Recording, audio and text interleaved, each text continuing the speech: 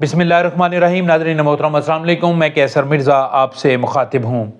नाज़रीन, आइन में तरामीम के लिए सियासी बसात एक बार फिर बिछ चुकी है और तमाम सियासी पंडितों ने बाजी मात करने के लिए अपनी चालें चलना शुरू कर दी हैं। आज का दिन इस्लामाबाद में बहुत अहम था। पीपल्स पार्टी, JUI, मुस्लिम लीग नून, इन तमाम पॉलिटिकल पार्टीज़ ने आइन में तरामीम के लिए जो मसवदा तैयार किया है वो शेयर किया है। और उसके बाद मौलाना फजलुर रहमान और बिलावल भुट्टो ज़रदारी की भी अहम तरीन मीटिंग होती है। आज दिन भर इस हवाले से जो मुलाकातें हुई और इस हवाले से जो मशावरती अमल जारी रहा, उनकी इनसाइड स्टोरी क्या है, अहम तरीन पेश रफ्त क्या हैं, इसके बारे में आज के प्रोग्राम में आपके साथ अहम मालूमात शेयर करेंगे। इसके अलावा हुकूमत पाकिस्तान की तरफ से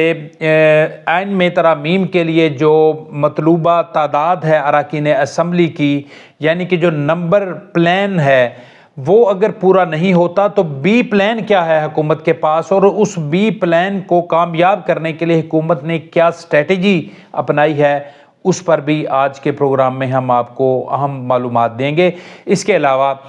25 अक्टूबर को चीफ जस्टिस ऑफ पाकिस्तान काजी फायज ईसा साहब रिटायर्ड हो रहे हैं और उनकी आइनी अदालत में बतौर चीफ जस्टिस तैनाती में सबसे बड़ी रुकावट मौलाना फजलुर रहमान साहब हैं। आखिर कौन सी ऐसी वजह है मौलाना फजलुर रहमान साहब काजी साहब की इस तैनाती में रुकावट क्यों बने हुए हैं? इनके मबैन जो आखिर ये जो मुखासमत सी चल रही है, इसकी वजह क्या है, पसे पर्दा हक़ाइक़ क्या हैं, वो आपके साथ बताएंगे कि इनकी लड़ाई किस वजह से है। इसके पहले आगे बढ़ें, आपसे गुजारिश है कि हमारे चैनल को अगर आपने अभी तक सब्सक्राइब नहीं किया तो बराए करम सब्सक्राइब कर दें, वीडियो को लाइक और शेयर करें। नाज़रीन, आज का दिन बहुत इंपॉर्टेंट था। इस्लामाबाद में बहुत अहम मीटिंग्स हुई। सबसे जो इम्पोर्टेंट मीटिंग आज आइन में तरामीम के हवाले से हुई वो तमाम पॉलिटिकल पार्टीज़ का मुश्तरका इजलास का इनेकाद होना था, जिसमें पीपल्स पार्टी की तरफ से भी और मौलाना फजलुर रहमान की तरफ से भी जो आइन में तरामीम का जो मसवदा है वो शेयर किया गया। और इस हवाले से मेरे ख्याल में जो मौलाना फजलुर रहमान साहब ने जो अपनी तजावीज़ पेश की हैं वो टोटल मुख्तलिफ हैं जो हुकूमत की तरफ से जो तजावीज़ पेश की गई थी। अलबत्ता इस पर बातचीत का जो रास्ता है वो तो खुला हुआ है, उस पर बात होगी, फिर उसके बाद जाके हतमी शक्ल दी जाएगी और एक हतमी मसवदा तैयार किया जाएगा। तो इस सिलसिले में एक तो इब्तदाई जो मशावरत हुई इजलास में, उसके बाद एक इम्पॉर्टेंट मीटिंग्स होती है मौलाना फजलुर रहमान और बिलावल भुट्टो ज़रदारी के मबैन। उसमें जो तजावीज़ हैं उसके हवाले से जो चीदा निकात हैं उस पर भी बात हुई। इस हवाले से ज़राए का कहना है कि मौलाना फजलुर रहमान ने मशरूत आमादगी ज़ाहिर कर दी है कि वो आइन में तरामीम के लिए अगर जो उन्होंने तजावीज़ पेश की हैं, अगर उनमें से ज़्यादातर को अगर हुकूमत एक्सेप्ट कर लेती है तो फिर जो 2-3 इश्यूज़ हैं जो हुकूमत जो तरामीम चाहती है उसमें वो उनकी हमायत कर सकते हैं। तो अब जो है ये मुज़ाकरात का आज पहला दिन था जो ओपनली मुज़ाकरात हुए हैं। फिर उसके बाद ज़ाहिर आपको पता है कि इससे पहले भी पसे पर्दा मुज़ाकरात तो होते रहे हैं। ज़रदारी साहब, नवाज शरीफ और मौलाना फजलुर रहमान की भी इससे पहले एक मीटिंग्स हुई थी और उसमें भी बहुत इम्पोर्टेंट्स जो है नुकात पर बात हुई। तो उस वक़्त भी मौलाना साहब की तरफ से कुछ रज़ामंदी ज़ाहिर की थी, लेकिन जब मसवदा सामने आया तो फिर उसके बाद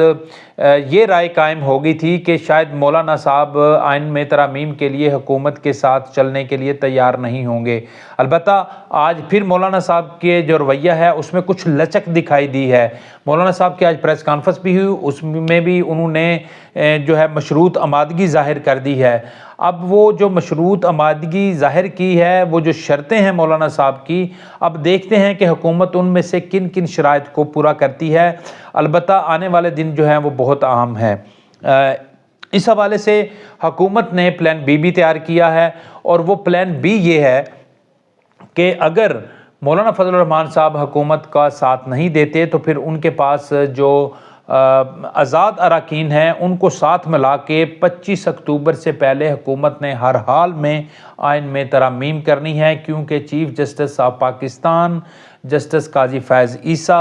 जो है वो मुमकिन तौर पर अगर कोई पटिशन दायर होती है तो उसको फौरी तौर पर وہ اڈاپٹ کر کے سپریم کورٹ میں تو اس کے حوالے سے کوئی ہیئرنگ کر کے کوئی فیصلہ بھی دے سکتے ہیں. تو لہٰذا حکومت کی خواہش یہ ہے کہ قاضی صاحب کی موجودگی میں ہی یہ آئین میں ترامیم کر لی جائے، اور اگر ترامیم ہو جاتی ہیں تو بہت چانسز ہیں کہ قاضی صاحب کو وہاں پہ بطور چیف جسٹس آئینی کورٹ تعینات کر دیا جائے. اب اس حوالے سے جو حکومت کا پلان بی ہے، جن میں آزاد اراکین کو شامل کرنا ہے، اور ساتھ ساتھ حکومت ممکنہ طور پر الیکشن کمیشن آف پاکستان پر مزید دباؤ بڑھا کر 15 تاریخ سے پہلے ایک نوٹیفیکیشن جاری کروا سکتی ہے. نوٹیفیکیشن وہ والا جس میں وہ تمام مخصوص نشستوں کے اراکین جن کو ڈی نوٹیفائی کر دیا گیا تھا، ان کے نوٹیفیکیشن کی دوبارہ بحالی کے حوالے سے، کیونکہ اس سے پہلے اسپیکر قومی assembly election commission of Pakistan کو 2 لیٹر لکھ چکے ہیں، جس میں انہوں نے الیکشن کمیشن آف پاکستان کو کہا ہے کہ وہ جو مخصوص نشستوں پہ اراکین اسمبلی تھے، مسلم لیگ نون کے، پیپلز پارٹی کے، MQM کے، JUI کے، ان کو جن کو انہوں نے ڈی نوٹیفائی کیا تھا، وہ دوبارہ ان کا نوٹیفیکیشن جاری کریں. تو گو کہ حکومت الیکشن کمیشن آف پاکستان کے پاس ایک آئینی اور قانونی رستہ موجود ہے، کیونکہ اس حوالے سے قانون سازی اب پارلیمنٹ میں ہو چکی ہے، تو اس کی بنیاد پر الیکشن کمیشن نوٹیفیکیشن جاری کر سکتا ہے. اگر الیکشن کمیشن نوٹیفیکیشن جاری کر دیتا ہے تو پھر حکومت کے پاس آئین میں ترامیم کے لیے جو مطلوبہ تعداد ہے وہ کافی حد تک اس مسئلے کو حل کر لیا جائے گا، اور باقی جو کوئی چند ایک رہ گئے تو وہ پھر وہ آزاد اراکین کو اس کو ساتھ ملا کر بھی جو ہے وہ شامل کیا جائے گا. اس کے علاوہ ایک اور امپورٹنٹ نکتہ ہے، وہ یہ ہے کہ جو آزاد اراکین ہیں ان کو کیسے ملایا جائے گا. تو اس حوالے سے ناظرین محترم اطلاعات یہ ہیں کہ وہ ان آزاد اراکین کو ملانے کے لیے حکومت کی طرف سے ان کو پیشکشیں کی جا رہی ہیں، اور اس حوالے سے اسد کیسر صاحب نے تو کہا ہے کہ 25 کروڑ روپے تک کی ان اراکین کو آفر کی گئی ہے، لیکن اطلاعات یہ ہیں کہ 25 کروڑ سے زیادہ جو ہے وہ معاملات طے ہو رہے ہیں، اور تقریباً 50 کروڑ روپے تک کی جو ہے وہ بات ہو رہی ہے. یہ پنجاب کی حد تک کی بات کر رہا ہوں. تو اس میں نہ صرف جو ہے یہ پیسوں کا لین دین، آپ کو پتہ ہے یہ ہوتا ہے جب اس طرح کی کوئی ووٹنگ میں اراکین اسمبلی کی حمایت حاصل کرنی ہو، تو بالکل ساتھ مزید جو ہے وہ ان کو مراعات بھی دی جاتی ہیں، اور ساتھ اب ان کا مسئلہ یہ ہے کہ چونکہ ان کا ووٹ تو اب کنسیڈر ہو جائے گا، سپریم کورٹ کا ڈیسیجن آ چکا ہے، لیکن اس کے ساتھ مسئلہ یہ ہے کہ وہ ڈی نوٹیفائی ہو جائیں گے، وہ ڈی سیٹ ہو جائیں گے. تو اب وہ ڈی سیٹ ہونے کے بعد وہ اراکین وہ اب جو ان کے ساتھ جو مذاکرات کرنے والے جو لوگ ہیں، جن میں طاقتور حلقے بھی شامل ہیں، ان کے ساتھ یہی بات طے کر رہے ہیں کہ ہمیں ٹھیک ہے جی، پیسے تو آپ نے دے دیے، لیکن ہم نے سیاست بھی تو کرنی ہے. سیاست کہاں پہ کریں گے؟ تو ان کو یقین دہانی یہ کروائی جا رہی ہے کہ اگر آپ ووٹ دے دیتے ہیں تو ان کو ڈی سیٹ بھی نہیں ہونے دیا جائے گا. یہ ایک الگ بات ہے کہ ڈی سیٹ نہیں ہونے دیا جائے گا. وہ کیسے؟ جی وہ بھی بتاتے ہیں آپ کو کہ ڈی سیٹ کرنے کے لیے متعلقہ جو پارٹی ہے اس کا چیئرمین، اس کا سربراہ ہی الیکشن کمیشن آف پاکستان کو لیٹر لکھتا ہے، اور اس کے حوالے سے PTI کا جو اس وقت سربراہ ہے یا چیئرمین ہے وہ گوہر خان صاحب ہیں، اور گوہر خان صاحب کے حوالے سے الیکشن کمیشن واضح طور پر کہہ چکی ہے کہ وہ ان کو چیئرمین نہیں مانتے، کیونکہ ان کے جو انٹرا پارٹی الیکشنز ہوئے ہیں وہ بھی متنازع ہیں. اس حوالے سے آپ کو پتہ ہے کہ الیکشن کمیشن نے سپریم کورٹ میں بھی ایک لیٹر اپنا لکھا ہوا ہے. تو لہٰذا وہ اس معاملے کو بھی وہ لنگر آن کریں گے، اس کو مزید التوا میں ڈالا جائے گا. تو لہٰذا جو ایسے اراکین ہیں جن کے ساتھ بات چیت چل رہی ہے ان کو یہ بھی کہا جاتا ہے کہ وہ ڈی سیٹ بھی نہیں ہوگے، وہ معاملہ بھی التوا میں جائے گا. نمبر 3، اگر یہ ڈی سیٹ ہو جاتے ہیں تو پھر یہ ان کو کہا جا رہا ہے کہ آپ کو کامیاب بھی کروائیں گے. یہ طاقتور حلقوں کی طرف سے ان کو یقین دہانی کروائی جا رہی ہے کہ ان کے مقابلے میں جو بھی اراکین آئیں گے ان کے جو ہے وہ بٹھانا ان کے حق میں وہ طاقتور حلقوں نے ذمہ داری اس کی قبول کی ہے. ساتھ ہی ساتھ اگر وہ اراکین کسی وجہ سے کامیاب نہیں ہوتے تو پھر ان کو حکومت کی طرف سے کہیں نہ کہیں ایڈجسٹمنٹ کی جائے گی. تو یہ تمام وہ ایک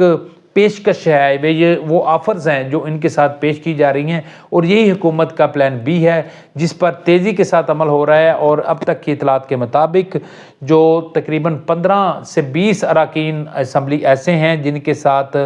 حکومت کا اور طاقتور حلقوں کا جو ہے وہ رابطہ ہو رہا ہے۔ ان میں سے 6-7 کے ساتھ بات حتمی ہو چکی ہے، باقی کے ساتھ بھی بات ابھی چل رہی ہے اور ممکنہ طور پر آنے والے 1-2 دن میں